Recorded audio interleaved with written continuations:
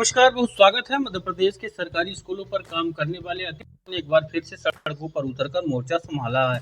मामला मध्य प्रदेश के सरकारी स्कूलों पर अस्थायी तौर पर काम करने वाले अतिथि शिक्षकों को से जबरन ई अटेंडेंस लगवाने को लेकर है, जबकि 1 जुलाई 2025 से रेगुलर शिक्षकों के लिए ई अटेंडेंस का नियम लागू किया गया था। लेकिन रेगुलर शिक्षकों ने ई अटेंडेंस से लगाने से सामूहिक रूप से प्रदेश स्तरीय इसका बहिष्कार किया। अब उस पर शिक्षा मंत्री ने बयान दिया कि किसी भी रेगुलर शिक्षक का वेतन नहीं कटेगा, लेकिन अतिथि शिक्षकों के लिए लोक शिक्षण संचालनालय के संचालक के द्विवेदी के द्वारा आदेश जारी करके इन अतिथि शिक्षकों पर ई अटेंडेंस को अनिवार्यतः लागू किया जा रहा है। इसको लेकर मैहर जिला अध्यक्ष साजिद अली और तमाम प्रदेश के अलग अलग जिला के जिला अध्यक्षों और आम अतिथि शिक्षकों ने बढ़ चढ़कर हिस्सा लिया। इस विरोध में अतिथि शिक्षकों की सिंपल सी मांगे थी। आपको लोक शिक्षण संचालनालय का आदेश भी दिखाएंगे। ये देखिए, कई सांसदों को प्रदेश स्तरीय यहाँ पर ज्ञापन भी दिया गया, जो कि वर्तमान में बीजेपी के ही सांसद हैं। ये देख सकते हैं, सतना और मैहर के सांसद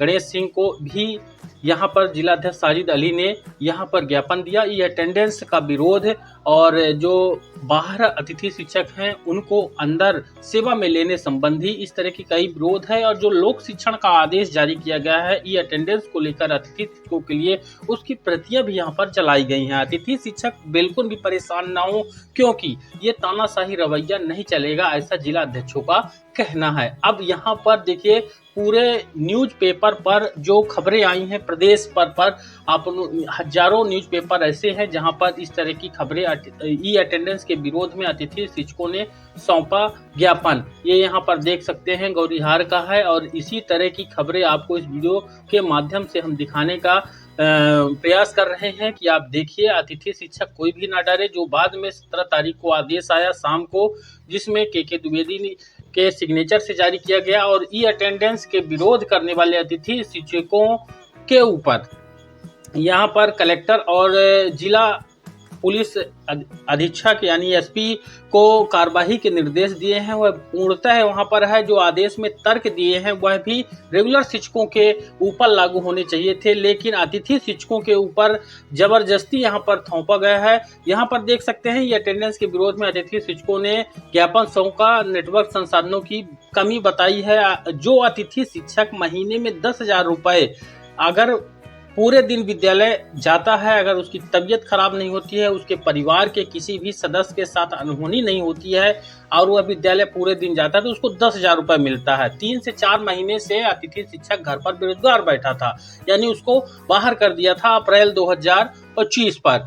अब यहाँ पर अतिथि शिक्षक ने अभी हाल ही में स्कूलों पर ज्वाइनिंग ली है और जो पुराने अतिथि शिक्षक हैं उनको ज्वाइन हुए करीब 10 दिन हुए हैं। और अतिथि शिक्षकों को किसी भी प्रकार से लोक शिक्षण संचालनालय ने कोई भी मानदेय नहीं दिया है, यानी कोई भी इनकी मजदूरी जो इनको मिलती है वो नहीं दिया है। जब महीना पूरा होगा तब देंगे। अब ये प्रदेश की जनता और आम अतिथि शिक्षक कमेंट के माध्यम से बताया कि अतिथि शिक्षक ई अटेंडेंस को लगाने के लिए एंड्रॉयड मोबाइल फोन कहाँ से पाएगा, कौन उसको पैसा देगा खरीदने के लिए। तो ये तमाम चीजें हैं। अतिथि शिक्षकों की ये जो खबरें आप देख सकते हैं, पूरे मध्य प्रदेश में अतिथि शिक्षकों ने अपने हक के लिए यहाँ पर सड़कों पर आए हैं। और कोई भी अतिथि शिक्षक यहाँ पर घबराया नहीं है कि हमको जो है क्या होगा आगे चल के।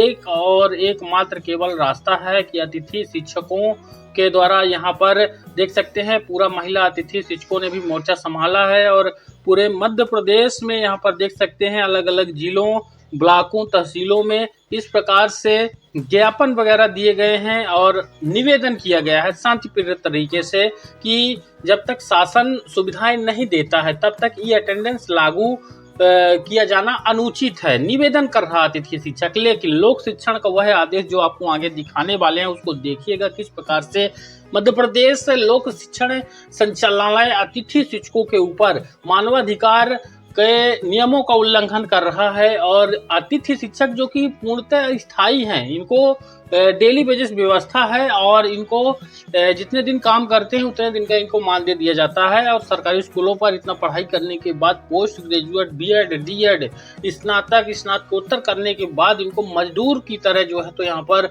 जो मानदेय है वो 3 से 4 महीने के बाद इनको मिलेगा। लेकिन 3 से 4 महीने पहले से बेरोजगार बैठे हुए हैं और अधिकारियों के यहाँ पर इनके दिमाग में क्या सूझ रही है, ये किस प्रकार से मोबाइल लेंगे। जो पहाड़ी एरिया में अतिथि शिक्षक है, नेटवर्क नहीं मिलने के कारण 50 से 60 किलोमीटर स्कूल पर पहुंचेंगे और नेटवर्क ना होने के कारण एब्सेंट हो जाएंगे। इन बातों पर भी ध्यान देना चाहिए अधिकारियों को। सबसे पहले तो जो अच्छी खासी मोटी रकम पाते हैं वेतन के रूप में, उन पर लागू होना चाहिए। जब उन पर लागू नहीं है, रेगुलर टीचरों पर लागू नहीं है, तो अतिथि शिक्षकों पर क्यों लागू है। देख सकते हैं 10,000 रुपए की डिमांड भी अतिथि शिक्षकों ने गुहार लगाई है, निवेदन करते हुए डिमांड की है कि हमको 10,000 रुपए पहले दीजिए आप, फिर हम उसको एंड्रॉइड लेंगे मोबाइल और उस मोबाइल से हम लगाएंगे। इस बारे में अपनी राय जरूर बताइए।